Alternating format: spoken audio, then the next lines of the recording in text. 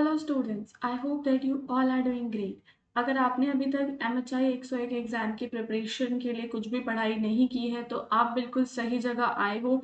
ये मेरा part 3 video है। इससे पहले मैंने 2 वीडियोस और बनाए हैं जहाँ पे मैंने 101 यानी कि एंशियंट एंड मिडाइवल सोसाइटीज़ के पेपर के इम्पॉर्टेंट क्वेश्चंस को विद देयर आंसर्स आपको बायलिंगुअल तरीके से समझाया है। यानी कि आप किसी भी मीडियम के स्टूडेंट हैं, आप हमारी इस वीडियो को देख सकते हो। उसके अलावा अगर आपको मेरी MA हिस्ट्री की जो लाइव क्लासेस हैं उनसे जुड़ना है तो डिस्क्रिप्शन में आपको मेरे लाइव चैनल का लिंक मिल जाएगा। वहाँ से आप स्कॉलरली माइंड्स लाइव को ज्वाइन कर सकते हो। उसके अलावा अगर आप ऑल 6 सब्जेक्ट्स का जो आपका मटेरियल है एग्ज़ाम की प्रिपरेशन के लिए, ठीक है, मतलब जैसे आपका एग्ज़ाम है तो आपको कुछ नोट्स की रिक्वायरमेंट होगी और कुछ ऐसे questions and answers last minute preparation के लिए। तो ऑल 6 सब्जेक्ट्स का अगर आप मटेरियल एक साथ परचेज करते हो तो आपको डिस्काउंट भी मिल जाएगा। तो कैसे, आपको क्या करना है कि ये जो नंबर है मेरी स्क्रीन पे आप देख रहे हो 7065720747, इस नंबर पे हमारी स्कॉलरली माइंड्स की टीम को आपको व्हाट्सएप पे कांटेक्ट करना है। आप व्हाट्सएप पे जस्ट एक हाय भेज सकते हो और बाकी की डिटेल्स आपके पास ऑटोमेटिकली आ जाएंगी। ठीक है।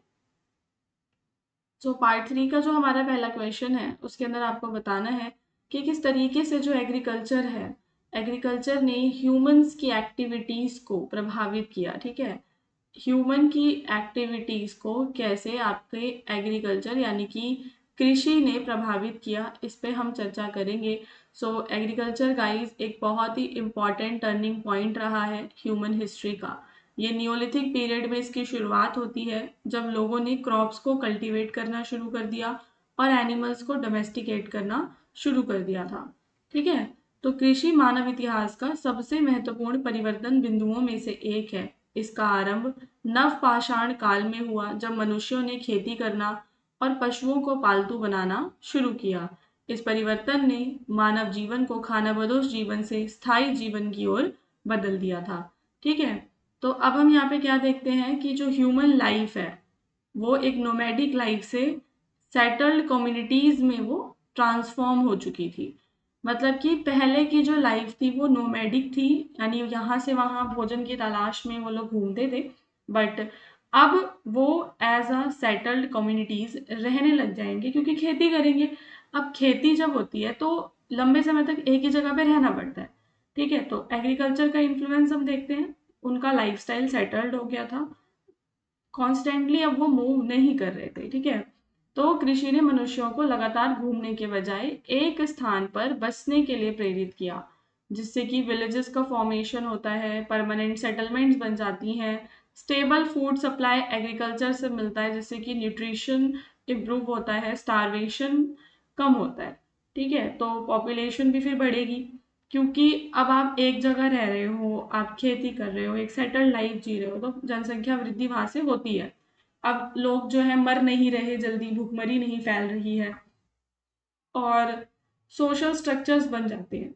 एग्रीकल्चर से जो काम है वो बढ़ जाता है, जिससे कि हम देखते हैं कि समाज में हायरार्की क्रिएट होती है। कुछ लोग फार्मर्स बनते हैं, कुछ आर्टिसंस, कुछ रूलर्स और कुछ ट्रेडर्स बन जाते हैं। तो यहाँ पे आप देख रहे हो कि एक ट्रांजिशन हो रहा है नोमैडिक से सेटल्ड लाइफ की तरफ। स्टेप बाय स्टेप चीज़ें होती है ना, फिर इकोनॉमी क्रिएट हो जाती है और सिविलाइजेशन, फिर एक सभ्यता यहाँ पे क्रिएट होती है। तो शुरुआत की जो हमारी सिविलाइजेशंस थी जिसमें आपका मेसोपोटामिया, इंडस वैली आता है, ये फर्टाइल रिवर वैलीज की तरह विकसित होती हैं। टेक्नोलॉजिकल डेवलपमेंट हम यहाँ पर देखते हैं, तो प्रोडक्टिविटी और एफिशिएंसी इंक्रीज होती है एग्रीकल्चर्स में। एग्रीकल्चर की एक्टिविटी के अंदर जो टूल्स आ जाते हैं, प्लो, इरिगेशन सिस्टम, स्टोरेज टेक्निक्स, ये सब प्रोडक्टिविटी और एफिशिएंसी को इम्प्रूव करते हैं। तो लैंड के ऊपर कंट्रोल इस समय इम्पॉर्टेंट हो जाता है जिससे कि प्राइवेट निजी संपत्ति का विकास होता है और इकोनॉमिक और सोशल इनइक्वालिटी क्रिएट होती है।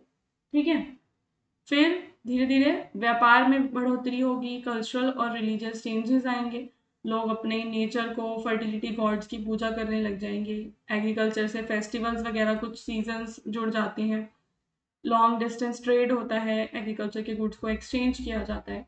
तो ये कुछ 7-8 पॉइंट्स हैं जो आप बताओगे कि जो एग्रीकल्चर की वजह से हमें मेजर ट्रांसफॉर्मेशन ह्यूमन सोसाइटीज का नोमैडिक रूप से ऑर्गेनाइज एंड कॉम्प्लेक्स कम्युनिटीज में देखने के लिए मिलता है, जिससे कि पॉपुलेशन ग्रोथ हो रही है, इकोनॉमिक डेवलपमेंट हो रही है, सिविलाइजेशंस का राइज हो रहा है। फिर हमारे नेक्स्ट क्वेश्चन में आपको बताना है, how did the organisation of agriculture production change during the two phases of feudalism. ठीक है, तो आपका जो सामंतवाद है, सामंतवाद के जो दो आपके चरण थे, दोनों चरणों में एग्रीकल्चर प्रोडक्शन में क्या क्या बदलाव आते हैं उसके ऑर्गेनाइजेशन में, उस पर हम बात करेंगे। तो गाइस, फ्यूडलिज्म आपका एक डोमिनेंट सोशल और इकोनॉमिक सिस्टम रहा मेडाइवल यूरोप का, जो land, agriculture, hierarchy of lord and peasants, इन सब पे बेस्ड था। ठीक है, तो सामंतवाद किस पे बेस्ड होता है? सामंतवाद में सामंत होते हैं, लॉर्ड्स होते हैं, उनके अपने किसान होते हैं, सामंत किसानों से कर वसूलते हैं या उनके एग्रीकल्चर का कुछ प्रोड्यूस लेते हैं। तो ये हमें मध्यकालीन यूरोप की एक प्रमुख व्यवस्था देखने के लिए मिलती है, जो मुख्यतः भूमि कृषि स्वामी किसान के पद अनुक्रम पर आधारित थी। कृषि उत्पादन इस व्यवस्था की रीढ़ था, लेकिन समय के साथ इसके संगठन में महत्वपूर्ण परिवर्तन आते हैं। तो हिस्टोरियंस इसको दो फेजेस में डिवाइड कर देते हैं। पहला इसका प्रारंभिक चरण है। प्रारंभिक चरण में हमें मैनर देखने के लिए मिलते हैं। ठीक है, मैनर के आसपास कृषि उत्पादन का संगठन मैनर के आसपास था, जो एक सामंत के नियंत्रण में बड़ा कृषि क्षेत्र होता था। तो मैनर क्या होता था? एक सामंत के नियंत्रण में एक बड़ा कृषि का क्षेत्र होता था। Large estate control by a lord. हर एक मैनर अपने आप में सेल्फ सफिशिएंट होता था और वो प्रोड्यूस कर पाते थे व्हाट इज नीडेड, जिसकी रिक्वायरमेंट होती थी, अपनी आवश्यकताओं को वो पूरा करते थे।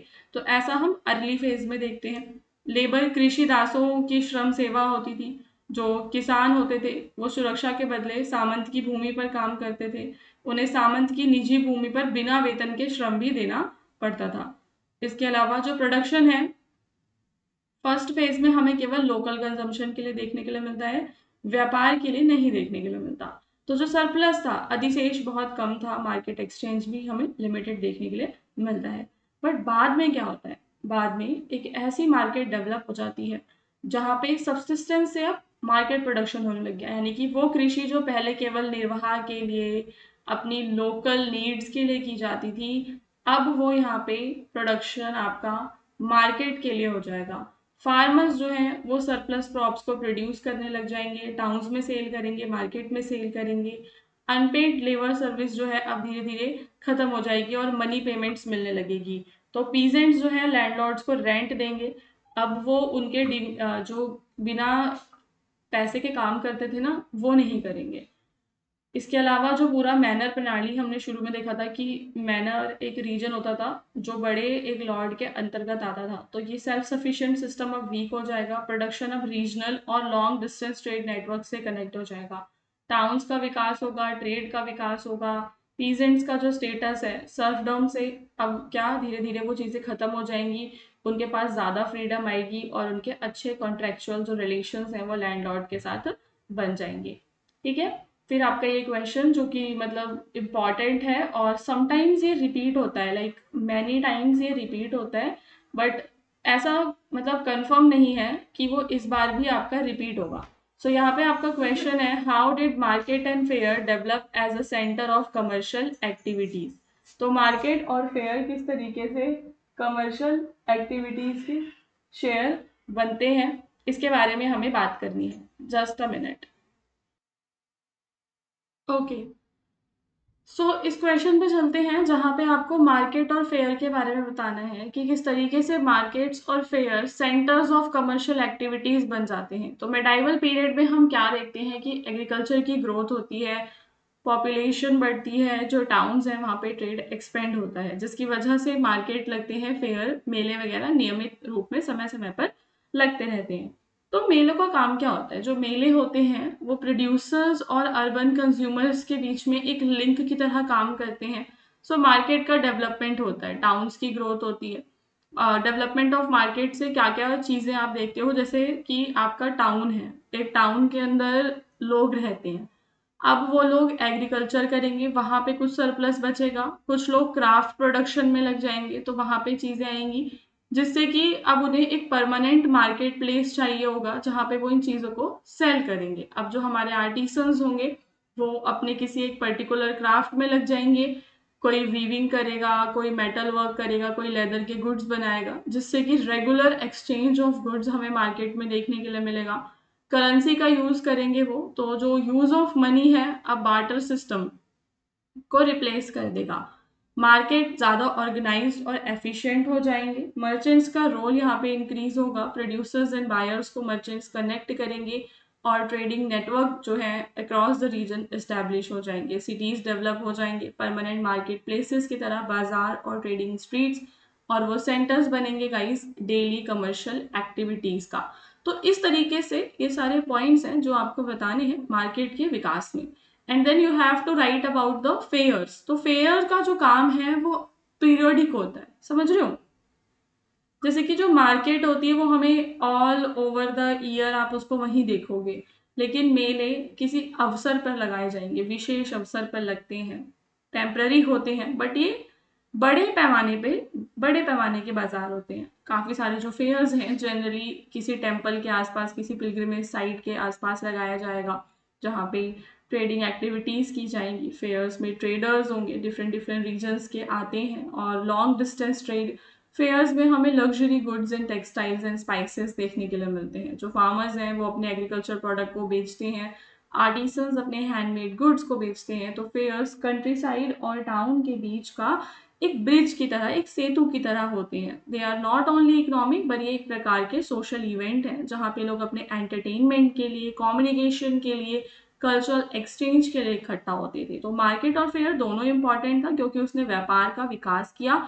लोकल ट्रेड हो चाहे लॉन्ग डिस्टेंस ट्रेड हो, दोनों को एक्सपेंड किया, रूरल और अर्बन इकोनॉमीज को कनेक्ट करने का काम किया, और वहां पे हमें विभिन्न प्रकार का सांस्कृतिक आदान प्रदान देखने के लिए मिलता है। सो गाइज, अब इसके बाद आपको क्या करना है, आपको जाना है इस वीडियो के डिस्क्रिप्शन में, वहां पे स्कॉलरली माइंड्स लाइव चैनल को सब्सक्राइब कर लेना है, और सब्सक्राइब कर लेना है। अब जब मेरी लाइव क्लास आएगी ना MHI 101 की, MHI 101 रिवीजन क्लासेस जब मैं लेकर आऊंगी, तो वहां पे मैं अराउंड 10 क्वेश्चंस दो क्लासेस में डिस्कस करूंगी।